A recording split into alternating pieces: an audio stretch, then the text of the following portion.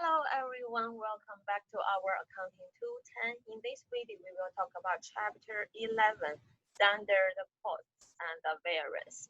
As I said, Chapter 9, Chapter 10, Chapter 11, these three chapters are connected because they all focus on the word variance. Remember what's the meaning of variance? It's basically the difference of your actual and your budget, right? No matter it's your master budget in chapter 10 or your standard budget in chapter 11.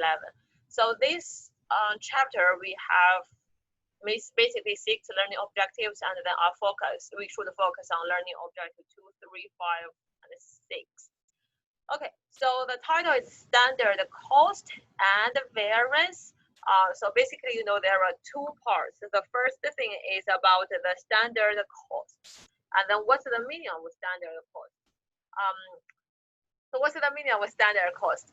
The textbook give you a very good explanation, kind of an example that basically, how do we know what's the cost of Apple, right? What's the cost of the Apple Watch? I don't know how much it is sold, but based on this estimation, they said he estimated the cost of direct material should be 20.5, and then for the display 10.2, for the processor, blah blah blah. So totally, they estimated for an Apple Watch, it should be the cost of direct material is 83.70. So how do they get this estimation? It's based on the standard cost. The standard cost is estimate how much it should cost based on the menu, based on the standard.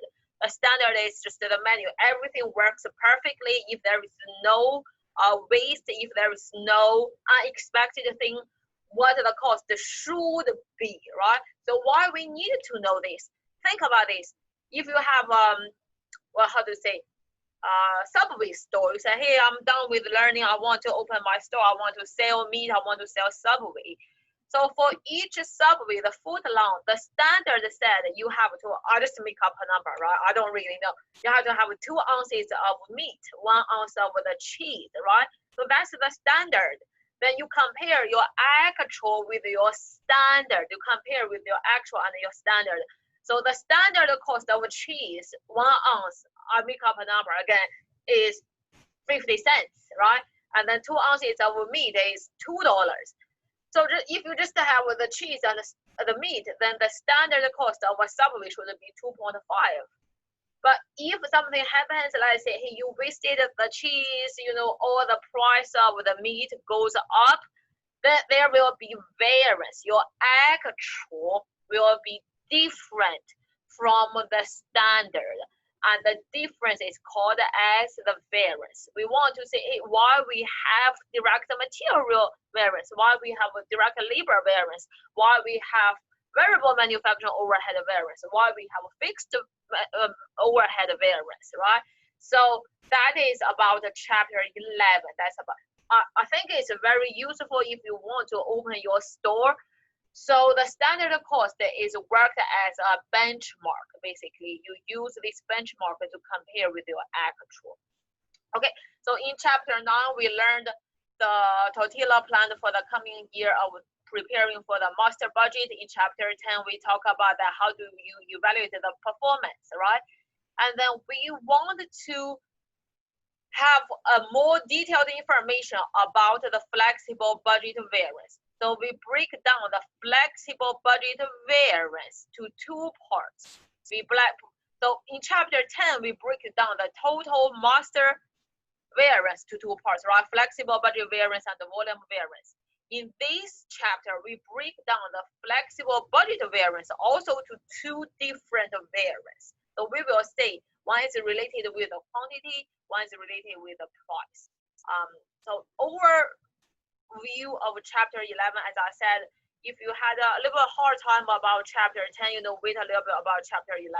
So those chapters, I think they are connected with each other.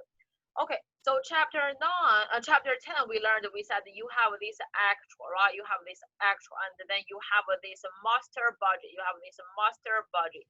We said the difference is called master budget variance, basically, And then in the middle, you also have the flexible budget, right? You also have the flexible budget. I put each one as the combination of two variables, actual quantity times your actual price, right? This gives you actual. Budgeted quantity times your budgeted price. That gives you the master budget. And with a flexible budget is a hybrid in the middle. It uses the actual quantity but time the budgeted price.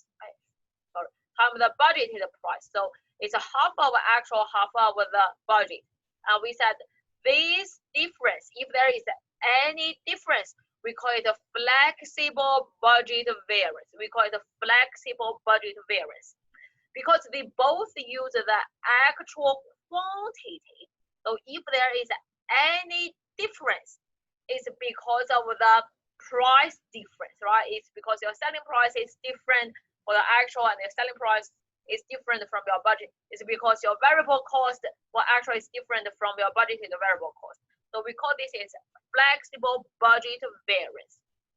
For this difference, if there is any difference, because they both use your budgeted price, because they both use the budgeted price, right? They both use the budgeted price. If there is any difference, it is because of the quantity difference. It's because of the volume difference. So we call it as a volume variance because you thought, hey, you will sell 30,000 units, but actually you sold 31,000 units. So you have 1,000 favorable variance, volume variance. In this chapter, we break down the flexible budget variance also to two parts, right? Depending on different objects, different items we want to analyze.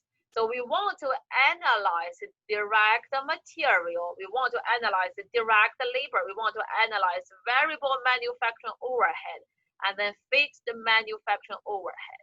So for each item, we break this flexible budget variance to two variants again. Most likely it will be called as the quantity variance or the price variance. You know, we call it as the price variance, quantity variance. So you have one is price variance, quantity variance. Then you have a similar thing for the direct labor, right? So you have two variants here. You have two variants for the variable manufacturing overhead. You have two variants for the fixed manufacturing overhead.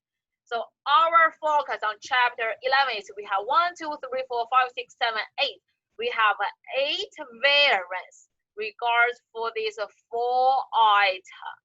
And then, you know, we break down flexible budget variance to two parts, but we follow very similar logic as this A, B, and the B thing. Okay, then I stop here. Then we go to each learning objective in detail in the next video. I see you there. Thank you. See you later.